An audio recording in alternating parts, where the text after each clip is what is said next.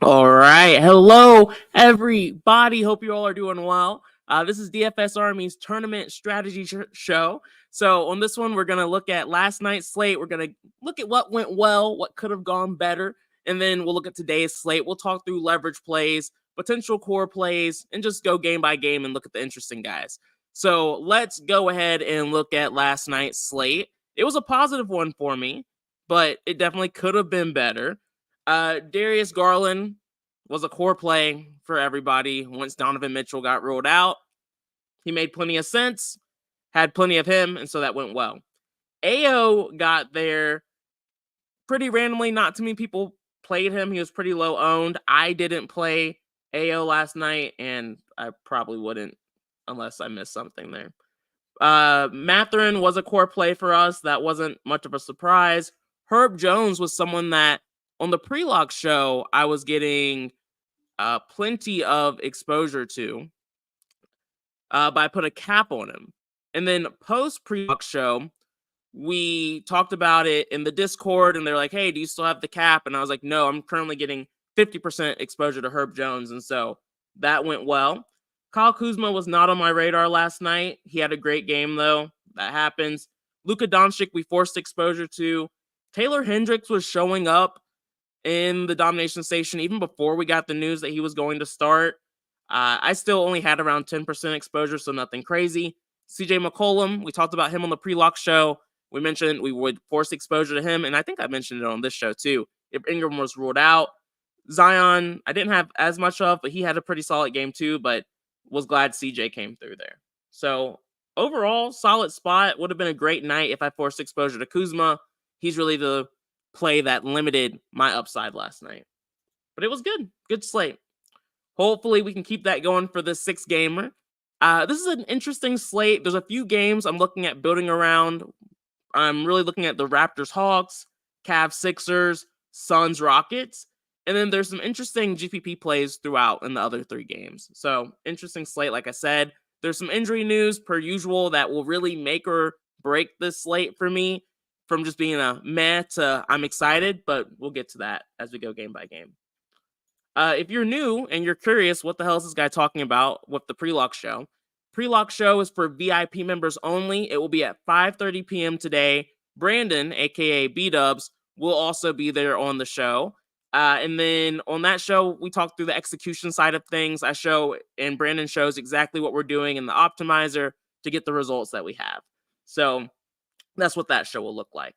Starting off with the Raptors, no injury news to talk about here, which is unfortunate, but the reason why I like the Raptors tonight is because of the high game total. I always attack these games, and especially when it's the Hawks on the other side of things, I'm never worried and or afraid about attacking them either.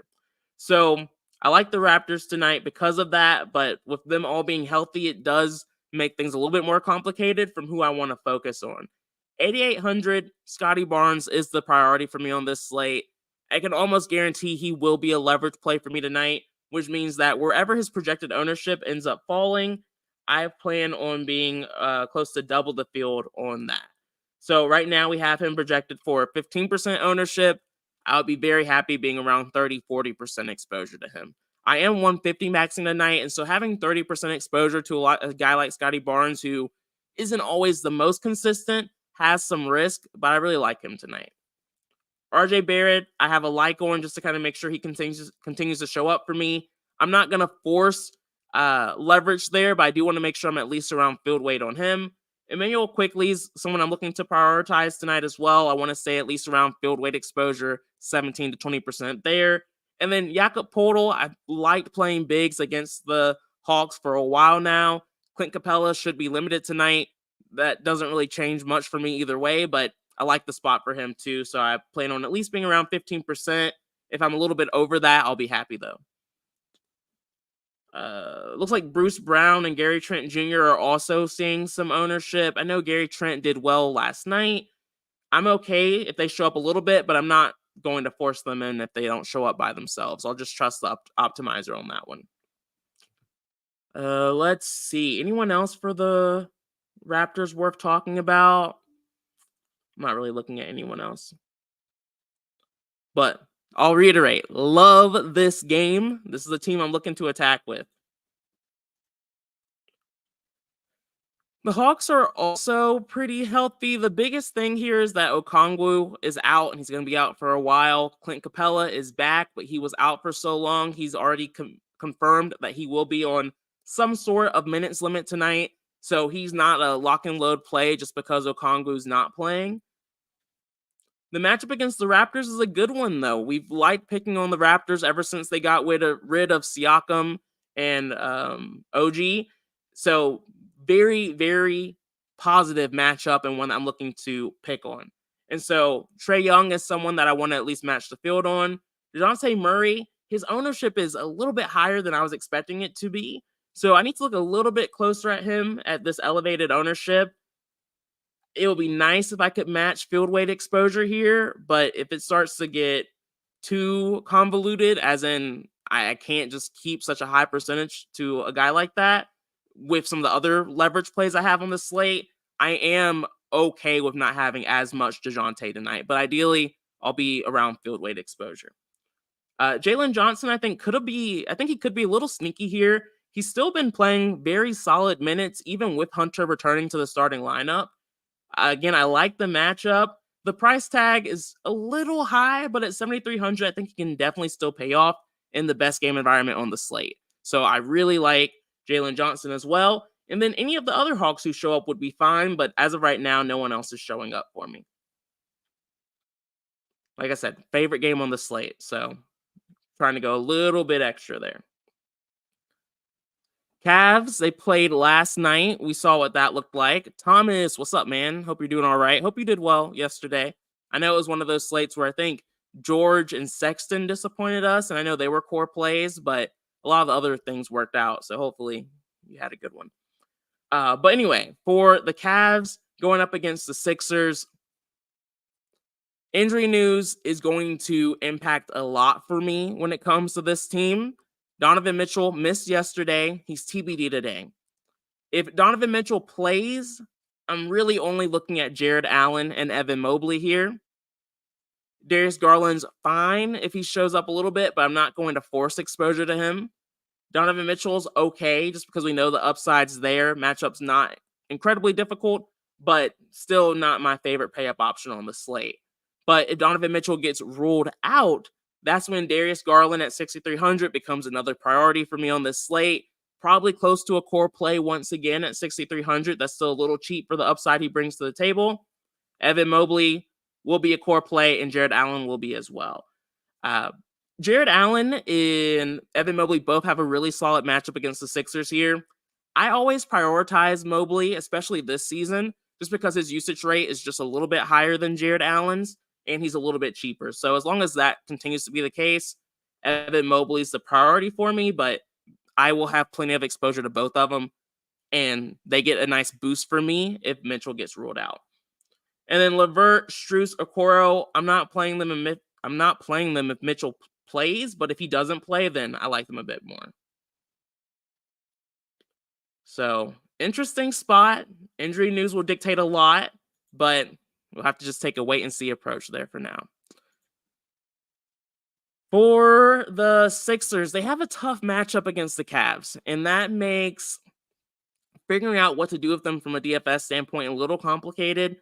It's nice that at least DeAnthony Melton is returning, and he's playing tonight, returning from that back injury. So that does make me feel less pressure to play guys like Buddy Hield, Kelly O, guys who I would probably typically force a little bit of exposure to here just because of their low ownership and solid game environment at 228.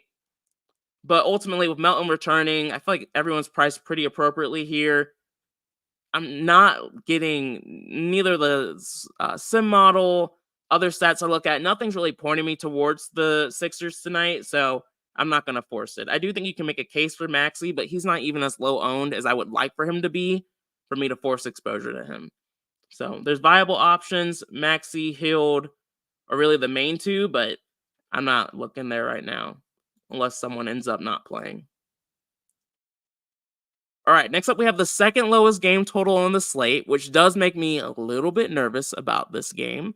But there's still some gems we can find sometimes in these gross looking game environments. For the Clippers tonight, we have pretty much everyone healthy. So no one's out, no one's missing, which makes it tougher to take a shot on any of these three. It would be nice if we get a little bit of news late with them coming off of the back end of a back to back. But assuming everyone plays, I'm really just looking at Kawhi and PG as potential shots or guys I'm okay forcing some exposure to, but it doesn't feel necessary on this slate. It might be getting a little too cute. Matchup against the Grizzlies is never one to shy away from, but when everyone's healthy, it's really hard to go out of my way to force exposure to them. Zubac is projecting well, so he's showing up a little bit in my early runs, and if he shows up around 25 to 50%, I'm okay with that, but he's another guy I'm not looking to force in. This is just not a game environment I'm overly excited about.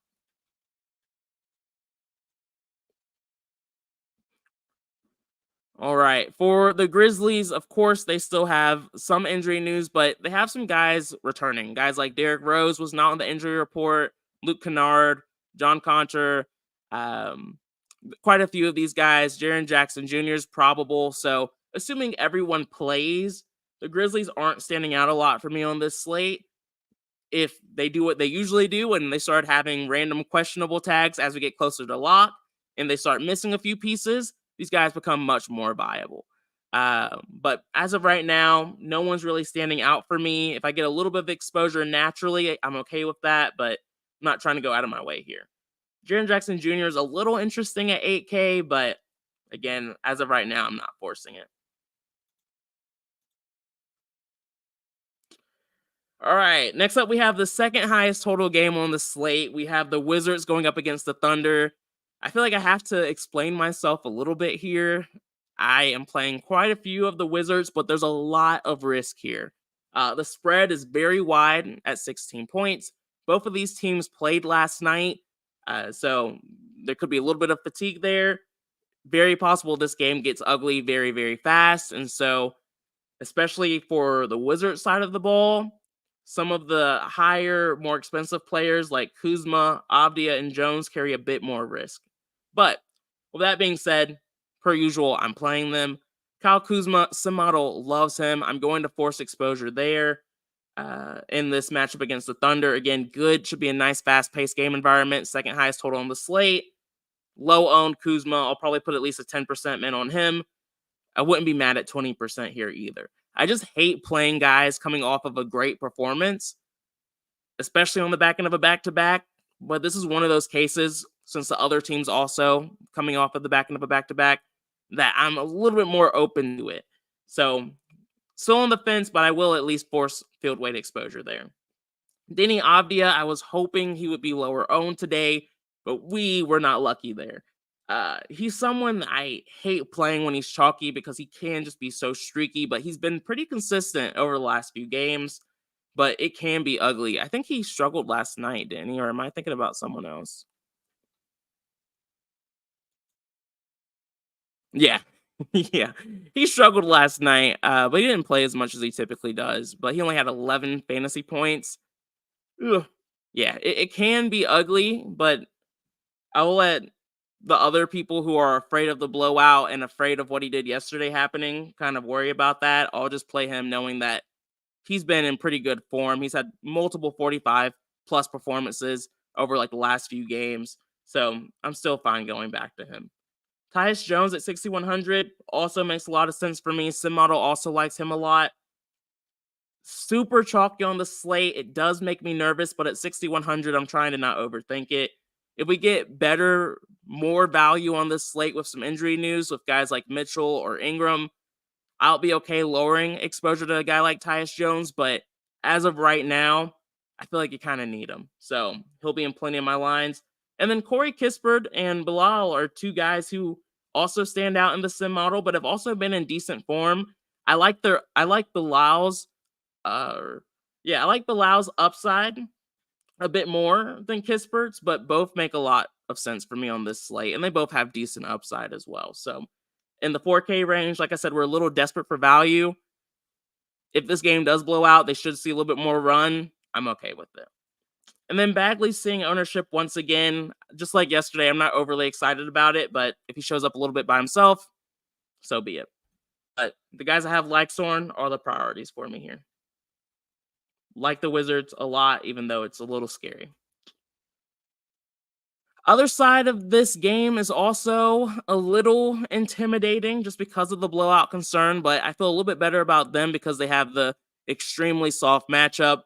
The obvious play here for me is SGA. I'm going to be at least around field weight. I already have a 10% min on him now just to solidify that he was showing up in my lines. Everyone else for the Thunder just have a soft matchup, which is something you want to force some exposure to, but you don't want to go crazy with it just in case there is a blowout.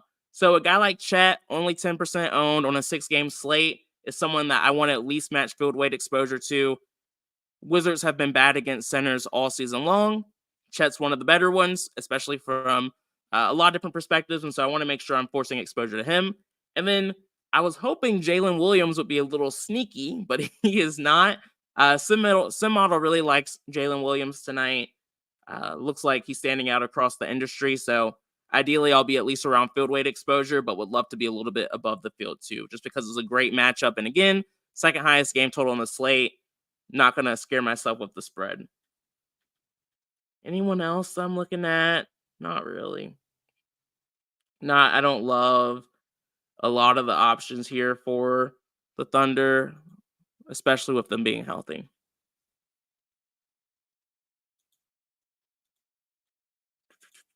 All right. Next up, we have the Heat going up against the Pelicans. For the Heat, biggest thing that matters to me here is Tyler Hero. He is listed as questionable. Jimmy Butler's already standing out a good bit for me in the sim model. He's also just looking really cheap at 7,700. Tough matchup. We know Jimmy tends to rise to the occasion, so a little bit of a better spot for him there. Game totals, the lowest on the slate, so not a game I'm trying to go too crazy on. But again, if Tyler Hero misses this game, this team looks a lot more viable. We can even look at guys like Bam seeing a boost in usage. I wouldn't even hate Jaime, maybe Duncan Robinson if Hero gets ruled out, but that's one of those we just have to wait and see type of moments. But I can say for now, Jimmy Butler's the one I will at least match field weight exposure to. Would love to see him be a little bit over the field, over that 15% projected ownership. When I look at my exposures, right now, he's one of my highest owned players. If that continues to be the case, then I'm probably going to lower that a little bit, but I do like Jimmy Butler a lot. Ideally, I'll be around 35% exposure to him tonight. Would love to see Hero take a break today. Another game with another really important piece of news. We have Brandon Ingram listed as TBD. The Pelicans did play last night. There's a chance Zion might not play tonight because we know sometimes he doesn't play on back-to-backs. So it'll be interesting to see if there's a few scenarios, like if Zion and Ingram miss, that would be interesting. If just Ingram misses this game, we still know we can go right back to CJ. We can look at Zion. If they both play, Pelicans are pretty easy to ignore, in my opinion. I would consider taking a shot on Ingram if he does decide to play tonight, but especially if he stays low owned at 2%, I'll have 5 to 10% exposure on him. Sim model likes Ingram a good bit, so that's what kind of caught my eye there.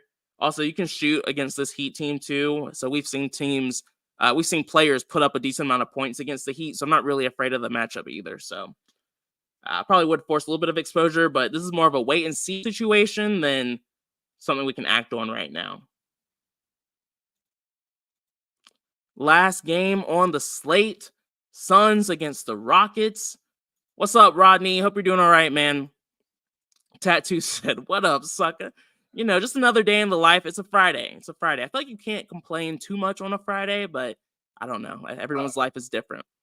Rodney said, does the DS select its players from the sim model? No, there's no correlation there. There's nothing that's working together. Those are two separate tools. Tattoo said, I'll imagine you're preoccupied with first real slate of MLB spring training today. No, I am not preoccupied with that. I don't look at MLB until NBA season ends. I have no idea what's even happening in that world. But I do want to play MLB again this year. I took a break last year, but ready to get back on the train now. Yep. DS, there's just projections. That's what's happening here with the optimizer. But I do like to make small changes just to get a little bit more unique and force exposure to the guys I like.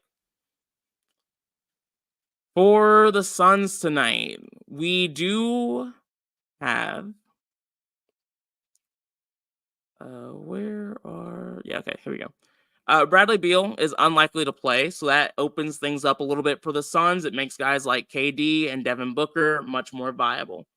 What scares me here is that the last time the Suns played the Rockets, KD had a 70-point performance. He could do that again. He also could not. He's looking very chalky on this slate. We have him at 16% ownership. I like Kevin Durant in this spot. If I can get close to field weight exposure, that would be my ideal situation. But 6-game slate, there's a ton of entries in the 100K tournament today. I might have to get a little bit different. So if I don't get exposure to KD tonight, that's just going to be the way it is. I'm going to try. You'll see it on the pre-lock show. We're going to try to make it happen, but he's low on the priority list for me. Devin Booker, on the other hand, low owned. The Rockets have been pretty good defensively against guards this season, so the matchup isn't great. Devin Booker did struggle earlier this season, but that's because KD was doing everything. I don't hate taking a shot here. I do want to at least be around 5% exposure, considering a potential leverage play on Devin Booker tonight, but that usually doesn't go great. So, like I said, I'll at least have exposure here. Nurkic was a leverage play for Brandon yesterday. That didn't go great, but I'm willing to go right back to him today. Rockets have started to struggle against bigs here lately, and Nurkic definitely has plenty of upside. We'll need him to be efficient per usual, but we know the upside's there. So he's one of the centers I do want to make sure I'm at least around field weight exposure on.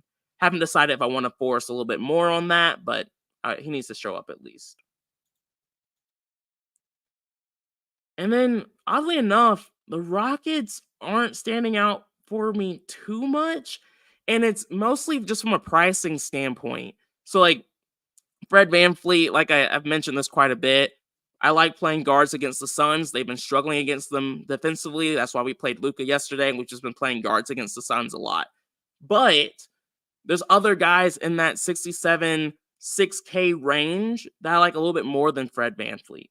So with him being 12% owned, I have him showing up a little bit naturally already. So ideally want to force too much exposure there, but hard to prioritize him too much on this slate. But I'm still going back and forth on it. I haven't made an official decision on that yet.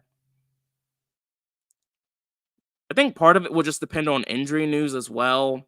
I think if the slate was to happen right now, I would put a 15% min on Fred VanVleet, but if we have Garland at 6,500 who's going to start and play a shit ton of minutes, then really hard to make a case for him in that spot. All right.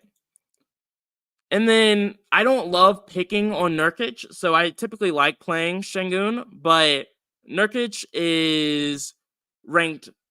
He's allowing the 28th most they're allowing the second least points to centers right now. And so it's just not a great matchup, not something I want to pick on. We've seen Şengün be able to overcome tough matchups before, but his form he hasn't had a lot of upside recently either. So don't love the price tag on him at this point. Hard for me to make a case when I think there's other bigs in better spots. But he's another guy, if he shows up a little bit, not going to X him out of my player pool, just not a priority. Amon's losing minutes again. Jalen Green's not great. Jabari and Dylan Brooks just aren't standing out for me, but I understand why people are playing them. But ultimately, this is a slate I like. I'm just hoping injury news breaks the right way for us. All right, let's see. Nice tattoo. 7th place. That's awesome. That's a good way to start. That's a good way to start the season. Takedown. What's up, man? Hope you're doing all right. I've been there, man. I've been there. Yeah, Zion crushed last night. I think once we got the Ingram news, Zion became a pretty obvious play. I don't think I think that just made a lot of sense. So glad that worked out for you. Who is your top priority? Scotty Barnes. I like Scotty Barnes a lot on this slate. Nurkic fucked my parlay, so I'm flying out to kick his ass, so he may be out tonight. Let me know if you actually do that. But no, I'm kidding. I like him tonight. I like him tonight. Especially, you know me, I like playing guys who burned people yesterday, just because sometimes that trend tends to work. And especially when it's a plus matchup, I'm always there for it. You are speaking the truth, man. Tattoo crushes in quite a few sports, but NHL for sure is the spot. I can't with you guys.